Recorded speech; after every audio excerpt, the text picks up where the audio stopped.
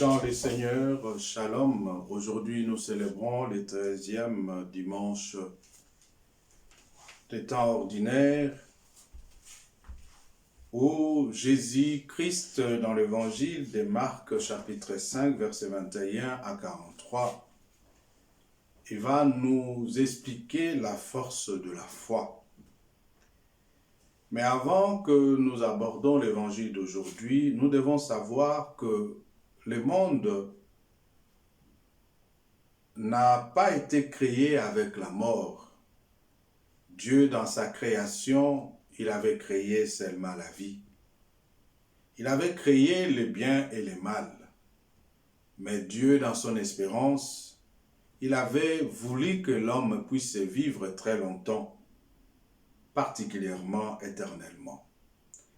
Si nous regardons très bien dans le livre de la sagesse, chapitre 1, verset 13 à 15, en allant dans sagesse, chapitre 2, versets 23 à 24, nous verrons que si la mort a pris part dans notre vie, si la mort se réjouit dans la vie des êtres vivants, ce n'est pas à cause de Dieu. C'est à cause de cette jalousie que le diable en avait vis-à-vis d'Adam et Ève. Il les a poussés à manger le fruit interdit afin qu'ils soient condamnés à la mort. Et vous verrez que dans cette histoire, la Bible nous montre que Dieu avait mis les chérubins devant l'arbre de la vie pour que Adam et Ève ne les touchent pas, afin qu'ils ne demeurent pas éternels. Mais nous verrons qu'à la fin, quand Jésus est venu mourir pour nous, il est venu mourir pour que toi et moi, bien-aimés, nous puissions avoir la vie éternelle. Et donc nous devons comprendre que Jésus-Christ était venu dans ce monde pour vaincre la puissance de la mort sur la terre, pour rendre l'homme immortel, comme Dieu l'avait créé à son image et à sa ressemblance. Et celui qui doit être immortel, c'est celui qui est incorrompu. Cela veut dire incorruptible. La personne qui ne peut pas subir de suie ou l'opprobre ou l'image d'une identité qui amène le mal. Bien-aimé, tu dois savoir, toi qui m'écoutes à ce moment, que le diable est tellement jaloux de toi. Le diable va chercher toujours à introduire la mort dans ta vie. Et il se bat en fait pour détruire ce monde. Et vous verrez que dans plusieurs expériences dans notre vie, si nous arrivons à échouer parce que quelque part, il y a cette jalousie du mal, nous échouons parce que le diable veut nous amener à la mort. La mort que je parle, ce n'est pas la mort physique, mais la mort spirituelle.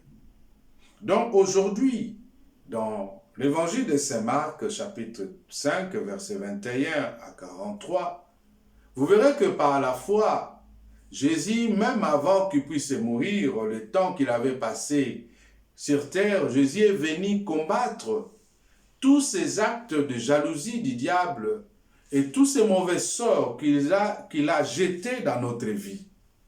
Vous verrez que dans cette époque-là, il y avait des peuples qui avaient eu la foi. Ils avaient la foi et cette foi l'a permis qu'ils puissent suivre Jésus-Christ. Ils venaient tellement nombreux, ils venaient tellement dans la foule. De même aussi, nous faisons aussi partie de ces hommes et de ces femmes qui sont à la recherche de miracles, à la recherche de bénédictions.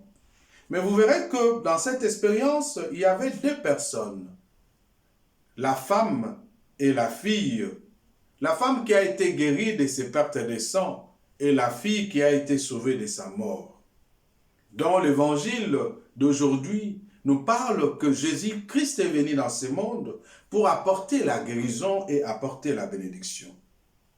Et nous avons vu dans le ministère de Jésus-Christ, quand nous lisons littéralement cet ministère a été enveloppé de la présence par les foules. Et ces foules qui étaient tellement éclairées, ces gens vivaient dans une certaine foi, bien-aimés. Et dans cette leur foi qui leur permettait à courir tout le temps auprès de Jésus. Jésus ne les a jamais méprisés. Jésus ne les a pas abandonnés. Jésus n'a pas négligé leur petite foi. Parce que ces gens, ils avaient ces petites foi et qui n'était pas encore la foi parfaite. Et cette foi était une foi religiosité. Et de cette foi de la popularité qui s'exprimait comme il peut. Mais il ne veut pas rester anonyme de la foule. Il a cherché une relation personnelle. Donc, c'est ce qui est important, que nous ne puissions pas rester dans la foule. Nous devons approcher Jésus dans notre foi afin que nous puissions recevoir la bénédiction. Mais vous verrez que dans cet récit, ceux qui étaient dans la foule, ils n'ont pas réussi. Mais ce n'est que ceux qui sont approchés à cet arbre de la vie et ils ont réussi la guérison et la bénédiction. Premièrement, on va essayer de parler un peu de la foi progressive de la femme.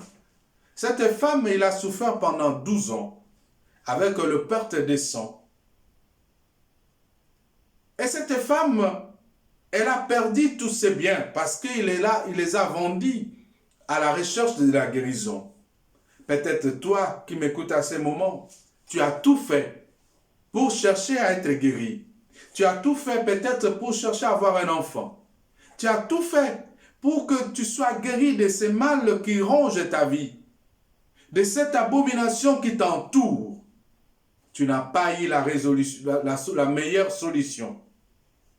De même, cette femme, au milieu de cette multitude, il s'est détaché une maladie, souffrance de ce que je vous parlais, d'hémorragie. Et cette maladie qui lui rendait tellement impur, et cette maladie qui était marginale, sa croyance encore teintée de superstition. Il se disait, je ne vais pas demander d'office, il suffit que je touche le tunique du Seigneur, je serai sauvé. Pourquoi cette femme avec son peu de foi, elle a dit de toucher. Mais en touchant, Jésus l'a guéri. Quelque part, la foi de cette femme a grandi dans la confiance déjà. Malgré au milieu de la foule, la femme s'est faufilée. De même aussi dans notre vie, des fois il y a certaines choses qui nous empêchent. Mais cela ne veut pas nous dire que nous devons abandonner. Nous devons chercher la face du Seigneur. Quand on sera à la présence du Seigneur, nous aurons la grâce. C'est pour cela, bien-aimés, Jésus est venu pour conduire à une foi plus vraie, plus claire, qui est la reconnaissance de sa personne. C'est pour cela que nous devons dire merci au Seigneur de nous avoir aimés tels que nous sommes et demandons à lui de nous aider et de devenir tels qu'il nous veut. C'est par la foi que nous aurons toutes ces choses.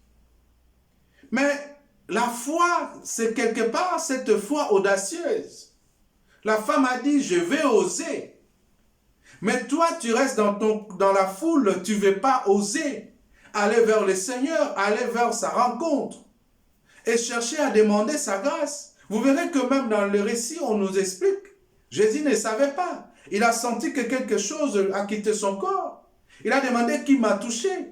Même les apôtres, ils disent, mais Seigneur, avec toute cette foule, comment tu sauras qui t'a touché?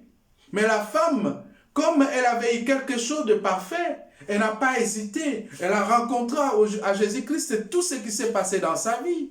Jésus a dit, femme, va en paix et tu es guérie.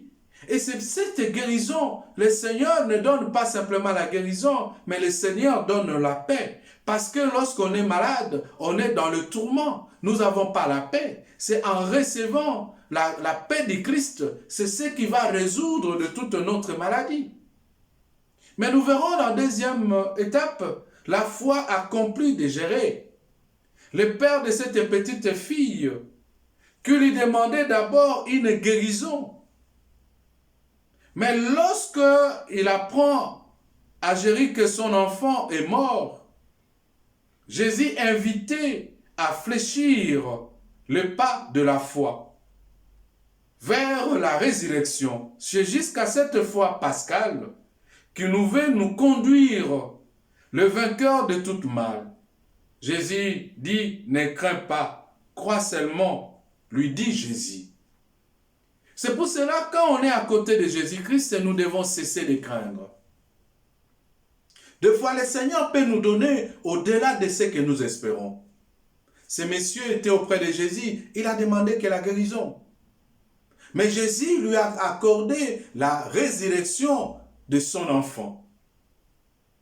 La Bible nous montre, quand Jésus est arrivé dans cette maison, il a vu que tous ces gens pleuraient. Jésus a dit, pourquoi vous vous tourmentez, pourquoi pleurez-vous? Cette fille n'est pas morte, les autres se moquaient de Jésus.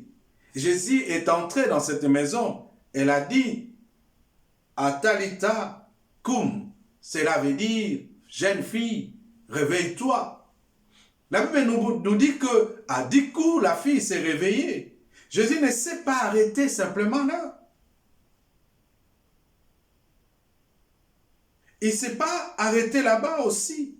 Avec cette croyance, nous devons comprendre que quelque part, nous avons reçu le baptême. Et dans cet baptême, nous avons reçu la grâce, comme cette jeune fille adolescente. Et pendant le baptême, nous nous sommes passés de la mort à la vie. Et cette vie n'est pas cette vie terrestre, mais la vie éternelle. Et cette vie éternelle commence déjà en étant sur cette terre, dont Jésus nous dit, levez-vous, nous devons nous mettre debout, parce que nous ne sommes plus parmi les morts, nous sommes parmi ceux qui se sont ressuscités. Mais Jésus, il a dit, donnez à cette jeune fille à manger.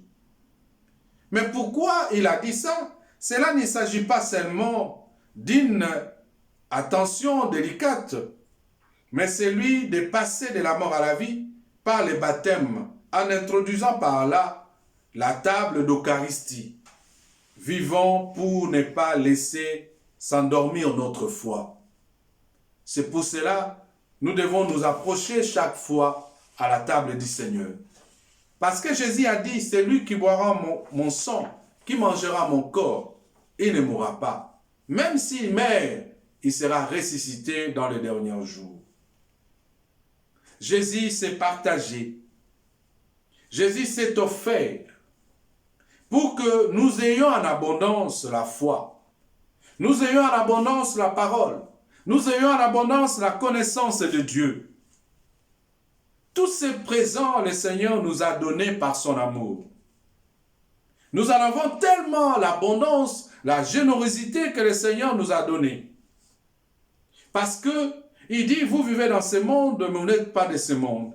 Ce que vous connaissez le monde, ne le connaîtront jamais. C'est un don généreux d'avoir la connaissance de Dieu, d'avoir la connaissance du Christ. Parce que Jésus nous a montré dans son exemple, lui qui était riche, il s'est fait pauvre pour que toi et moi, nous ayons la vie éternelle. Et dans sa pauvreté, il s'est offert de cette richesse que moi, aujourd'hui, moi et toi, nous nous bénéficions, bien-aimés.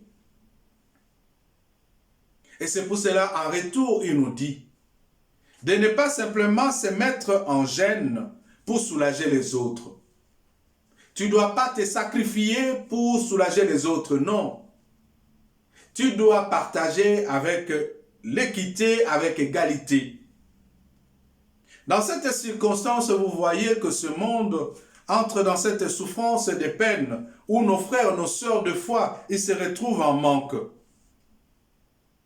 Nous qui en avons en abondamment, nous devons savoir aussi combler aux besoins de nos frères et sœurs.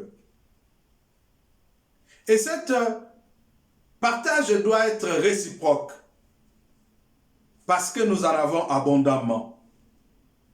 Et cet abondamment arrive aussi à combler nos besoins. Mais nous avons des fois des surplus qui peuvent nous permettre à partager avec les autres.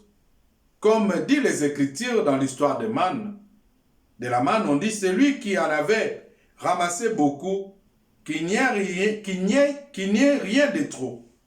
Celui qui avait ramassé peu, qui ne manque de rien. Donc, quelque part, la partage de nos biens doit être avec l'égalité et avec équité. Jésus a partagé la grâce qu'il avait. Il avait la foi. Il a senti que cette force quittait son corps parce qu'il en avait abondamment. Mais il n'a pas voulu le perdre aussi. Mais il a voulu que ce partage soit avec égalité. Jésus avait la vie en abondamment. Il a donné la vie à cette fille. Jésus en avait la guérison abondamment. Il a partagé la guérison avec cette femme. Bien-aimés, le Seigneur nous rappelle, nous qui sommes morts, revenus à la vie, nous devons partager la grâce que le Seigneur nous a donnée avec nos frères et nos sœurs. Vous verrez que la jalousie qui entraînait Satan, il ne voulait pas que l'homme puisse atteindre la divinité. Il voulait que l'homme soit à la mort, que lui-même garde la divinité. Cela veut nous montrer que le monde est détruit par l'égoïsme. L'homme n'aime pas partager. Ils veulent amasser toute la richesse, que cela soit rien que pour lui. Que tout le regard puisse se tourner toujours vers lui. Que tout le monde puisse toujours aimer et lui soulager, lui glorifier, lui élever. Mais le Seigneur nous dit, nous devons partager. Cette abondance nous amènera nulle part. Parce que des fois, nous risquerons un jour de mourir et de tout laisser derrière nous. Bien-aimés, vivons dans cet amour du Seigneur. Sortez dans cette vie de jalousie. Sortez dans cette vie de l'égoïsme. Allons dans la vie du partage, car nous ne sommes pas morts. Nous sommes devenus dans la vie à cause que nous avons reçu Jésus-Christ en tant que Seigneur et Sauveur. Mais ceux qui ne partagent pas, ce sont des gens qui restent dans la mort. Parce qu'ils ne croient pas. Ceux qui n'osent pas aller vers le Seigneur sont dans la mort. Ceux qui restent dans la foule sont dans la mort. Mais soyez comme cette femme qui a osé.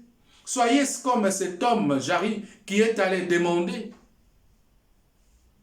Soyez aussi comme Jésus-Christ qui s'est offert, qui n'a pas regardé sa richesse. Il s'est offert pour que le pauvre puisse avoir aussi la richesse. Ceux qui ont les oreilles, qu'ils entendent. Ceux qui ont le cœur, qui les gardent. Ceux qui ont la volonté, qui les mettent en pratique.